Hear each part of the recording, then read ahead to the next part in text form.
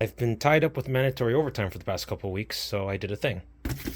I didn't really need to, but I usually upgrade every 4 years, and the prices are actually coming down back to MSRP, so I thought, why not? Okay, so I totally didn't screw up the recording for the install by accidentally swapping to manual focus, but here it is, fully installed and set in place. I did pack the old card back in its original box. It fits. That's why I went with the Asus Prime, because its cooler isn't ridiculously high. Although, I do have a concern with this style of new generation power connector, the 12-volt high power. Even the provided adapter was kind of janky, especially since I'm cutting a really tight radius in this corner here. And I don't want my computer to melt or catch fire. So I did get a cable mod 90-degree connector, and it seems to be going okay. It's not bending or cinching too much, the connector here. I think this is the new revision of the connector where the sense pins are a bit shorter, so if it's not all the way seated flat in, it will cause a light to come on to let you know. So this is the original 8-pin PCIe, or the 3x 8-pin, and then that would hook up to this adapter. This straight connector wouldn't have a lot of room in the case anyway, and so you don't want to bend. At least a bend so close to the connector that could cause melting. It's crazy the amount of problems this new specification of connector has caused for a lot of people. So I'm glad I went the other route with the 90-degree cable than trying to get this to work. The computer case and all the parts in it are worth a lot of money, and you kind of want quality parts and not risk damaging or setting fire to shit.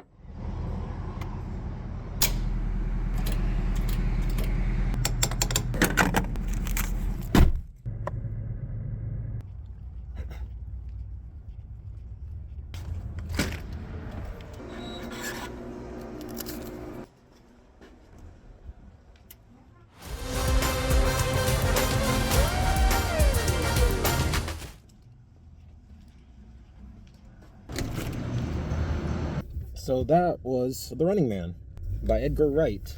He did Shaun of the Dead, Hot Fuzz, World's End, then he also did Baby Driver. He might have done some other things, but those are the standout ones to me. The world building was kind of fun in the sense that police state, corporate-owned world with a big wealth disparity. Again, I just think of the other movies I saw this year, One Battle After Another and The Good Fortune.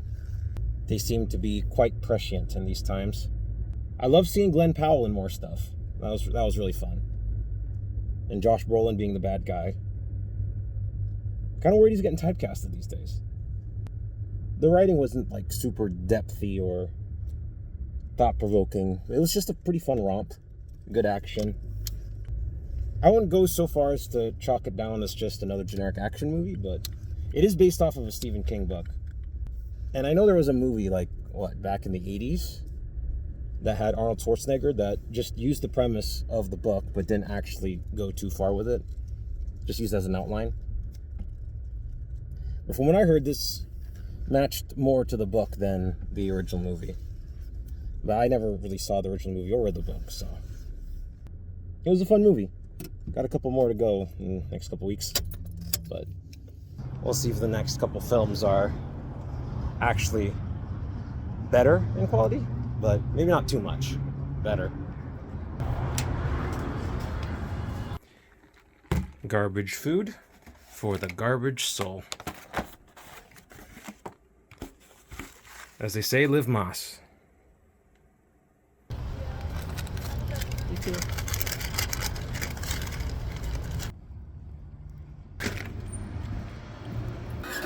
Oh, I'm seeing Sisu. Yeah, first one was pretty good.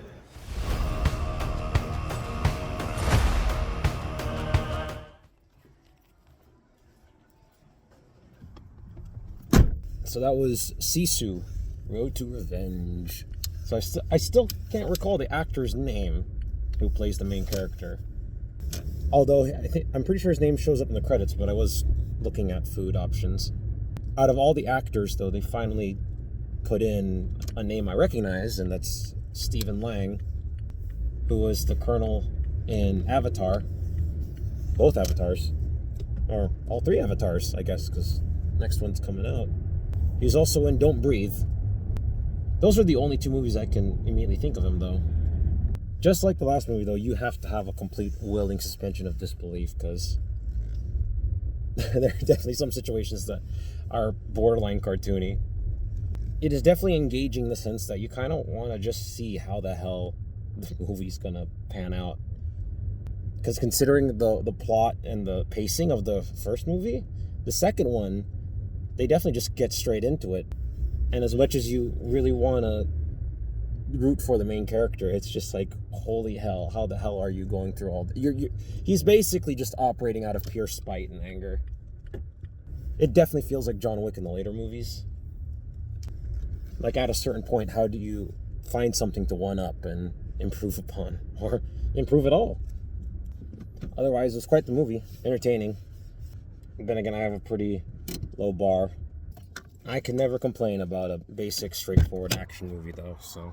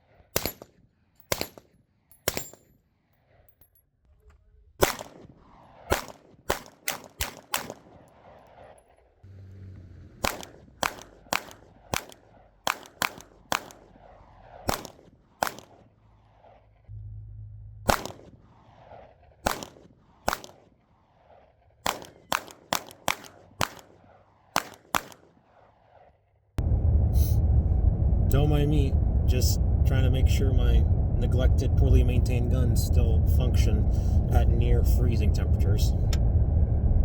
Because when it's hot, guns run fine. When it's cold, powder burns slower, oil congeals. A dirty gun will usually run hot. A cold gun won't usually run dirty.